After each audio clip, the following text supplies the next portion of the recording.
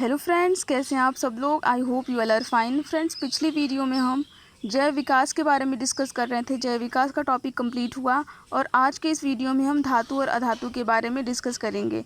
तो धातु और अधातु के अंतर के बारे में देखते हैं और इससे हमारे कंफर्म हो जाएगा कि धातुओं के क्या गुण होते हैं, अधातुओं के क्या गुण होते हैं। ये है धातु का कॉलम, ये है अधातु का कॉलम और ये उनके गुण के बारे में है कि धातुओं के क्या गुण होते हैं और अधातुओं के क्या गुण होते हैं। तो पहला है पारदर्शिता के आधार पे, दूसरा क्षारीय प्रवृत्ति के आधार पे देखेंगे धातु और अधातु के गुण, तीसरा ध्वनि के आधार पे, चौथा हाइड्रोजन की क्रिया से, पांचवा अवस्था द्वारा, छठवां घनत्व तथा गलनांक के द्वारा हम डिसाइड करते हैं कि अधातु है या फिर अधातु पदार्थ है। पारदर्शिता के आधार पे धातु अगर देखेंगे तो धातुएं अपारदर्शी होती हैं, लेकिन जो अधातु होती हैं वो पारदर्शी भी हो सकती हैं, अपारदर्शी भी होती हैं और पारभासी भी हो सकती हैं।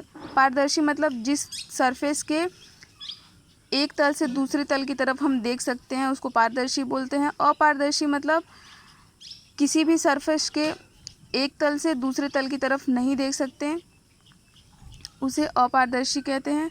पारभासी मतलब किसी भी पदार्थ के एक तल से दूसरे तल की तरफ हम बहुत ही थोड़ी मात्रा में देख सकते हैं या फिर धुंधला जिसे दिखाई दे, उसे पारभासी कहते हैं। तो अधातु में तीनों गुण विद्यमान होते हैं, पारदर्शी के, अपारदर्शी के भी और पारभासी के भी। दूसरा क्षारीय प्रवृत्ति के आधार पर देखते हैं। धातु के ऑक्साइड क्षारीय होते हैं। जो धातुओं की ऑक्साइड होती हैं वो क्षारीय होती है, अधातु के ऑक्साइड अम्लीय होते हैं। तीसरा ध्वनि के आधार पे कैसे डिसाइड करेंगे। धातु किसी वस्तु से टकराने पर ध्वनि उत्पन्न करते हैं। कोई भी मेटल है, धातु है, अगर उसमें टकराव होता है तो उसमें ध्वनि उत्पन्न होगी, लेकिन जो अधातुएं होती हैं उसमें कोई ध्वनि उत्पन्न नहीं होती। चौथा, हाइड्रोजन से क्रिया द्वारा कैसे डिसाइड करेंगे कि धातु है या अधातु। अधिकतर धातु हाइड्रोजन के साथ क्रिया नहीं करती है, कुछ धातुएं हाइड्रोजन के साथ अस्थायी यौगिक बनाती हैं। अधातुएं हाइड्रोजन के साथ क्रिया करके स्थायी यौगिक बनाती हैं। पांचवा, अवस्था। धातु सामान्यतः ठोस होते हैं, पारे को छोड़कर उनमें आघातवर्धनीयता तथा और तन्यता का गुण होता है। धातुएं ठोस होती हैं, पारा जो कि लिक्विड फॉर्म में होता है, तो पारे को छोड़ के, पारा एक धातु है, पारे को छोड़ के जितनी भी धातुएं होती हैं वो हमेशा ठोस अवस्था में होती हैं और उनमें तन्यता होता है। अगर उसको हम किसी एक निश्चित टेम्परेचर पे रख के अगर उसको पीटें तो उसमें क्या होगा, वो उनमें विस्तार होगा या फिर तन्यता का गुण विद्यमान रहेगा। अधातु ठोस, द्रव तथा गैस तीनों अवस्था में होती हैं। छठवां, घनत्व तथा गलनांक के आधार पे धातु अधिक घनत्व तथा उच्च गलनांक वाली होती हैं। धातुओं को पिघलाने के लिए हाई टेम्परेचर की ज़रूरत होती है और धातुओं का घनत्व भी अधिक होता है, लेकिन अधातु का गलनांक एवं घनत्व प्रायः कम होता है। तो ये 6 पॉइंट्स के बेसिस पे हम कैसे देखें कि धातु और अधातु में कौन कौन से डिफरेंसेस होते हैं। सातवां देखते हैं, चमक के आधार पे धातुओं में विशेष चमक होती है जिसे धात्विक चमक कहते हैं। ग्रेफाइट, हीरा तथा आयोडीन के अतिरिक्त अन्य धातु में कोई चमक नहीं होती है। चमक के आधार पे हम देखते हैं कि धातुओं में एक विशिष्ट चमक होती है, चाहे वो सोना मान लेते हैं, चांदी मान लेते हैं, चाहे पीतल है, एल्यूमिनियम है, जितने भी धातुएं होती हैं उनमें एक चमक पाई जाती है। लेकिन ग्रेफाइट, हीरा तथा आयोडीन के अतिरिक्त अन्य कोई अधातु में कोई चमक नहीं होती है। ग्रेफाइट, हीरा और आयोडीन ये अधातु है, तो इन तीनों को अगर छोड़ दिया जाए तो अधातुओं में चमक नहीं पाई जाएगी। आठवां है मिश्र धातु। कुछ धातु आपस में मिलकर समांग मिश्रण बनाती हैं जिसे मिश्र धातु कहते हैं। जैसे पीतल हो गया, पीतल एक मिश्र धातु है, ये दो धातुओं से मिल के बनता है, लेकिन जो अधातुएं होती हैं आपस में मिलकर मिश्र धातु नहीं बनाती।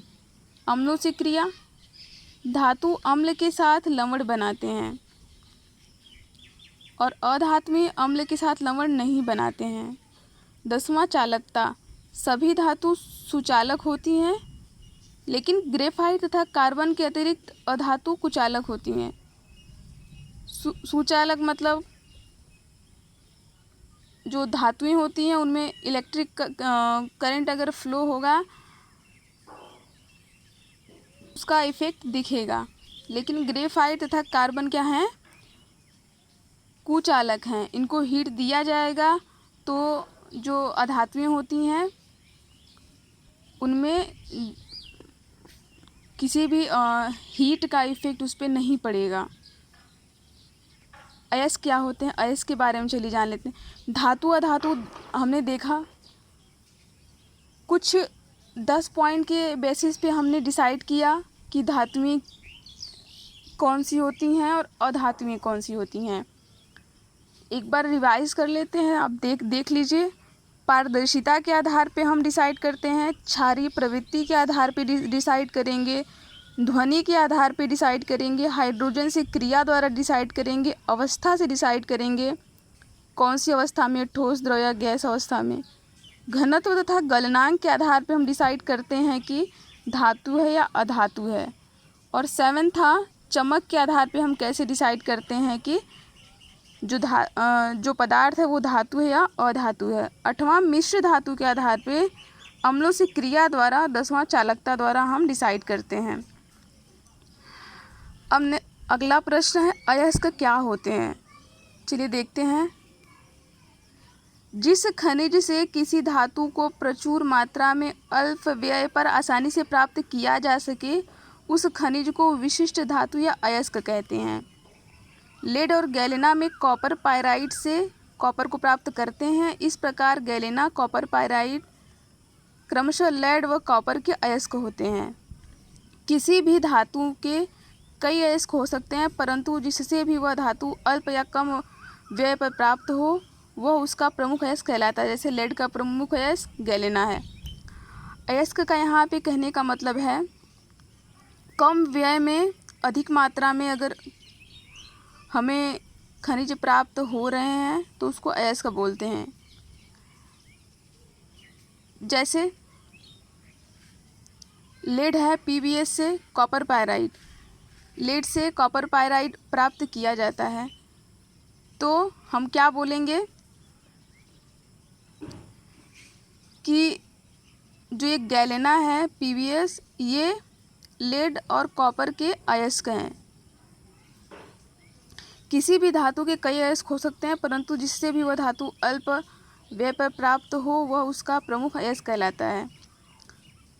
मतलब लेड और कॉपर जो अयस्क हैं वो गैलेना से प्राप्त होते हैं और ये कम खर्च में प्राप्त होते हैं। इसीलिए इसका मेन, किसी भी धातु के बहुत सारे अयस्क हो सकते हैं लेकिन कम खर्च में, मतलब जिस अयस्क में से धातु या फिर जिस अयस्क में से खनिज आसानी से कम खर्च में प्राप्त हो जाए वही उस धातु का या फिर उस अयस्क का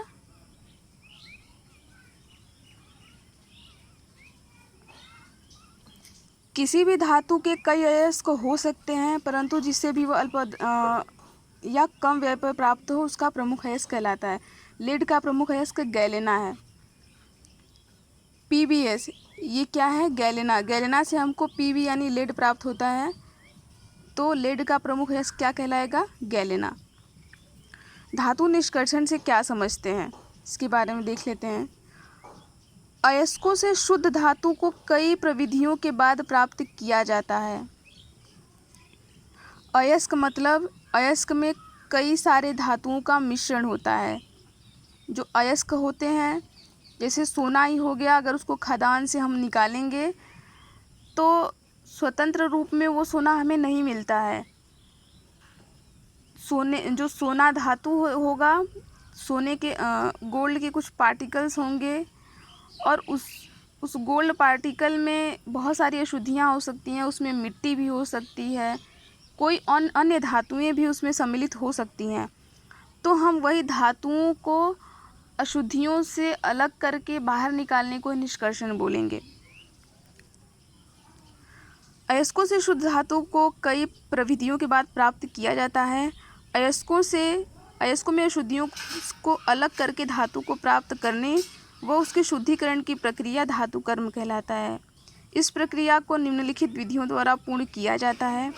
सांद्रित अयस्क से धातु प्राप्त करने की संपूर्ण क्रिया को धातु का निष्कर्षण कहते हैं।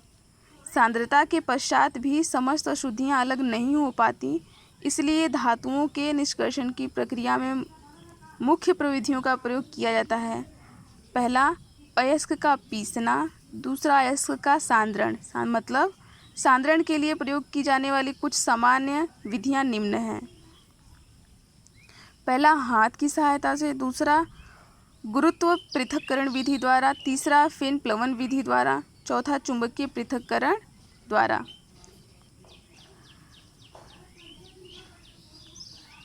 अयस्क को पीस के हम धातुओं का निष्कर्षण कर सकते हैं अयस्क के सांद्रण द्वारा। सांद्रण मतलब यही, हाथ की सहायता से अगर अयस्क में से धातु आराम से हाथ की सहायता से अलग किया जा सकता है तो उसको कर देते हैं, नहीं तो गुरुत्व पृथक्करण द्वारा गुरुत्वीय बल लगाकर धातुओं को अलग किया जा सकता है, और फेन प्लवन विधि द्वारा और चुंबकीय पृथक्करण विधि द्वारा।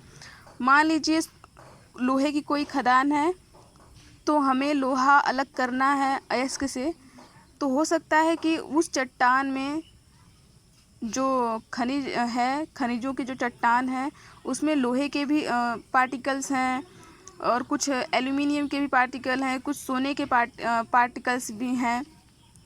तो उस चट्टान में से हम लोहे को अलग करना है तो उसको सबसे पहले क्या करेंगे, उस चट्टान को हम पीस लेंगे। पीस के अगर हम हाथों की सहायता से अलग करने में अगर समर्थ हैं तो उसको हाथों से अलग कर लेंगे, नहीं तो गुरुत्वीय बल लगाकर अलग किया जा सकता है, या फिर फेन प्लवन विधि द्वारा, या फिर चुंबकीय पृथक्करण विधि द्वारा।